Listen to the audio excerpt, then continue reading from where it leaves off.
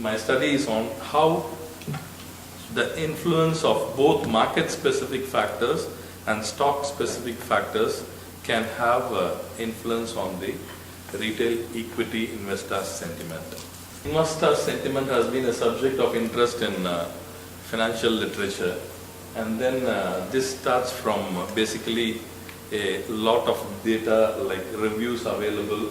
It starts from the theory of noise traders model that was done in 85 and 86.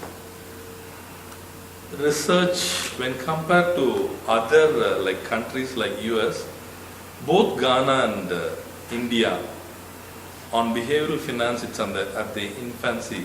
In India I could see more studies on investors' attitude and behavior, but basically on sentiments there was not much study done. That is why I decided to do. It much deals with how investors interpret both micro and macro information to make their decisions. Another stakeholder is investors. More companies will be listed.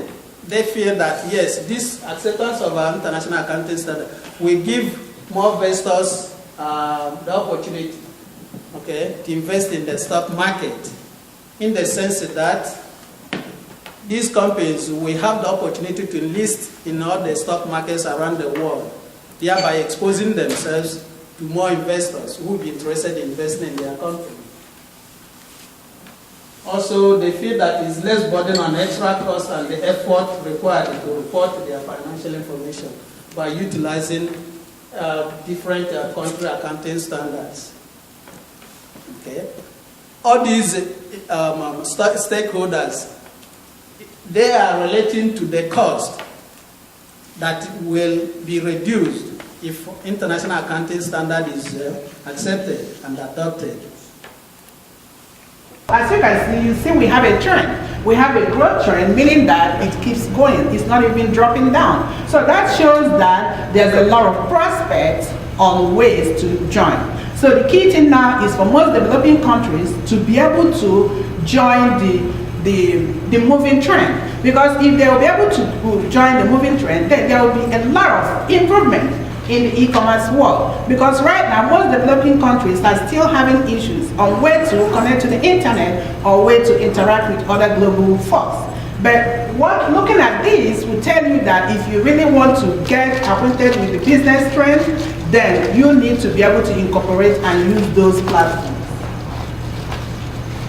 Now the revenues, this is explaining the revenues, how it increased from the previous years up to 2012, and that the range we have is really pretty high.